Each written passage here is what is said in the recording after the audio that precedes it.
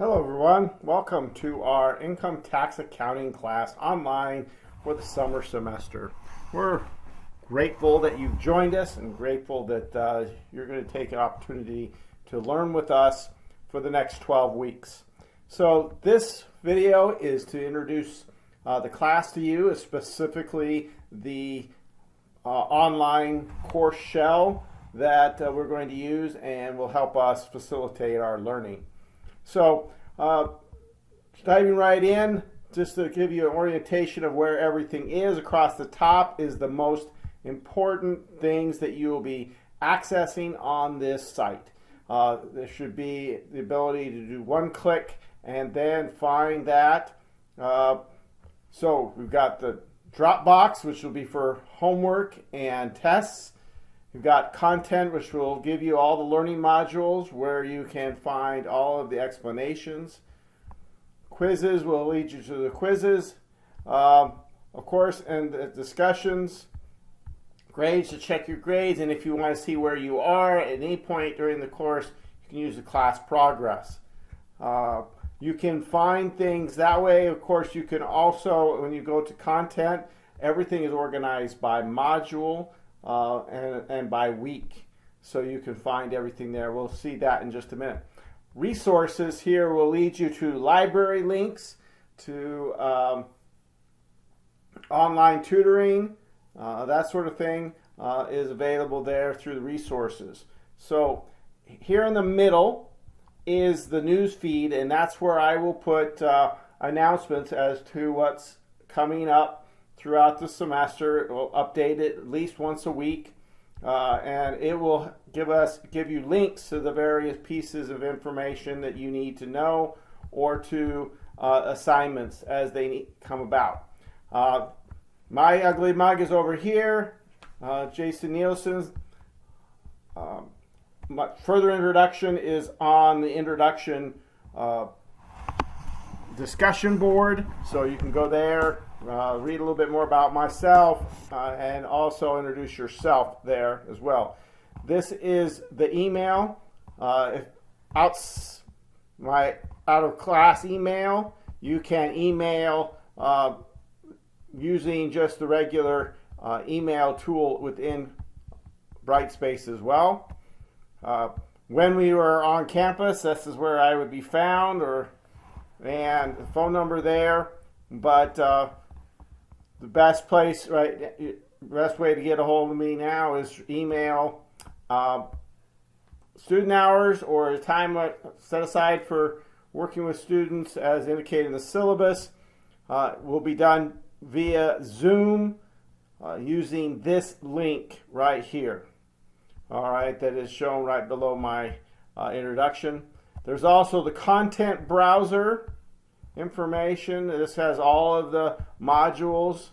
I find the students don't use that a lot because they don't scroll down that far. The calendar, okay, is here with the things that are coming up due, if you want to use that. And then down here in the right-hand corner is where you will access your Connect, which is the online part or the automated part of the textbook. It comes when you buy the textbook new from the bookstore, and this will lead you through the process of getting that connected, getting that software set up, so that you can complete some tax returns later on. So this will be the link you'll use to get that and prepare those tax returns. You'll be downloading that software and installing it on your computer. Now, I will tell you that the Tax Act software that we're using is not available for Apple or type products or computers. So let me know if there is going to be a problem with you accessing a PC-based computer to be able to use that Tax Act software, and we'll see what we can come up with. All right, so looking at the content, The first module is referred to as Start Here or Introduction to Class. This is where you'll find the syllabus in 3 different formats. And you can ask questions. And of course, there will be a link to this video, which you already have watching. So, looking at the syllabus just briefly, the online office or student hours will be Thursday 9 to 11 and Wednesday evening 8 to 9 p.m. Again, the link is here, just the same link as that's my personal Zoom room. That's the same as is on the course main page. Phone numbers, information of what we're going to learn, the textbook. There's the ISBN to make sure you get the right textbook. I will tell you, you'll get the best deal on this textbook from the bookstore. We negotiated a pretty good price, and I don't think you'll be able to find it for less anywhere else, at least with the Connect feature, the software that we're going to use to prepare tax returns.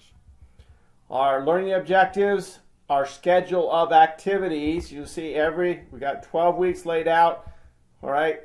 Sometimes there's more than one chapter, but it's all laid out by week here in this on the syllabus as well as in the course itself. All right, so grading and assignments.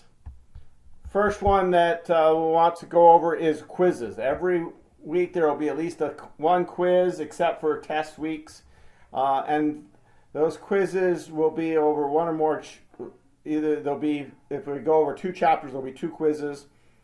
They'll have 5 true or false questions and 5 multiple choice questions. You get 13 minutes to take the quiz. You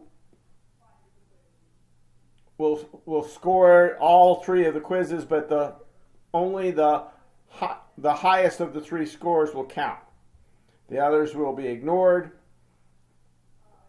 The way to do, you can have your textbook available, open when you take the quizzes, so you can mark in your textbook, you can have sticky notes, you can do whatever to help you find the information to answer the questions.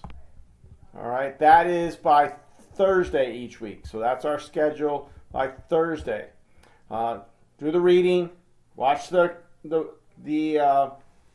podcasts, videos that I provided for each chapter, and then take the quiz. 3 times to give you a chance to practice up and understand what you do and need to know and need to review. All right, so that second thing is homework. Once you've taken the quizzes, and again, you don't have to do that necessarily in this order, but the homework is due on Saturday. The homework problems will be given in the Dropbox. So you'll click on the Dropbox. You'll find the homework problems there at the back of the chapter of each of the chapters that we're referring to as homework. You'll complete those problems and attach those answers into the Dropbox. Then you'll be able, when that happens, that activates your ability to see a video that I have produced explaining the answers as I see them. Then you'll be able to compare your answers to mine, make corrections, comments, explanation on your homework. I encourage you to do that in a different color than you did the original homework on the computer, so that you have it as a reference for studying, for review, for tests. Then, once you've made those corrections and explanation, you can repost to Dropbox. The original is due on Saturday. The repost is due on Monday. There will also be at least one discussion each week where there is not a test. And those discussion boards will involve you doing some research outside of the textbook to find answers to various tax questions. All right. They require, to get full credit, 2 posts, an original post answering the questions and a second follow-up post responding to someone else in a specific way. So read the entire instructions for the discussion board so that you understand what's expected of the first post and how you should go about answering in terms of the second or follow-up post. The original post is due on Saturday, follow up the following Tuesday. All right, we mentioned the tax returns and tests. So week 4 and week 9 are going to be for tax returns and testing. So there will be 2 tax returns. We will complete. The information for those tax returns will come from the back of your textbook in the appendix. And you'll use the TaxAct software. You will upload that completed tax return to the Dropbox, and further instructions about the tax return are in the Dropboxes. Then that will be graded. Your test will also be the same way. You'll download it. It's a Word document. You'll type your answers, preferably in a different color than the test itself, so it's easy to follow and grade, showing all your work, and then uploading that back into the Dropbox. So that is how we do the tax returns and the tests as given there in the syllabus. The point distribution is given, as well as final grade criteria. There's some of our various policies, procedures to help so that we all understand how we're going to succeed this semester. All right, so that is the syllabus.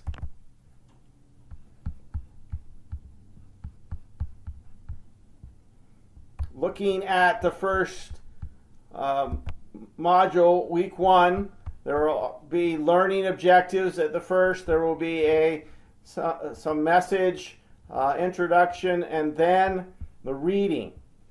All right, your reading would be chapter 1, as it says here. Then these are the PowerPoint presentation, and then the video explanation of those PowerPoints. All right, so that 3 videos for chapter 1, and then there will be a sub-module for a quiz where the quiz will be located, the discussion boards. There will always be a discussion that is just questions, not graded, okay, where you can just ask questions on that particular topic. While it's not a problem to do it elsewhere, it just helps me keep track of all any questions that I've made sure to answer them by topic. And then the homework will have a submodule with the chapter homework, and then the review of the answers that will only be visible or clickable once you have completed and uploaded your original homework answers. That's the layout of each module. The test weeks are a little different. At the end, we will have the final exam will kind of overlap our last week of instruction a little bit, because we do not have finals a final week or time period in this summer format. All right, so that should give us, let's talk about a little bit about the discussions for a minute. When you post a discussion, one of the things that is reviewed in chapter 1 at the end of the chapter in the appendix is how to cite sources. In tax accounting, there's some fairly specific ways to make reference to the places that you find the information. When we do tax research, we want to find what is actually the tax law, what has been stated by what is referred to as an original source, not what Google finds, not what Investopedia says about a tax rule, but what the actual source of the tax law says for that tax law. So that's where we want to cite. We want to cite, give a citation giving the original source. So when we post, we will be able to, then we'll always make sure that we give a citation for what we found in the format that is shown at the end of chapter 1, for depending on what the source is. The thing about the discussion boards, once you've posted, you'll be able to see other people's postings, and you are welcome to make corrections to your original posting. All right, just repost. All right, I will grade the entirety of your discussion, not looking at just the original. But so if you make corrections or changes or updates, that's fine, as well as the required response to another student. All right. So discussion boards be the preference for asking questions so that we all benefit from everybody else's questions and answers. More personal things can be emailed me about grades or that sort of thing. Looking forward to a great semester. Hope that you are too, and that we can all work together and have a great time this summer.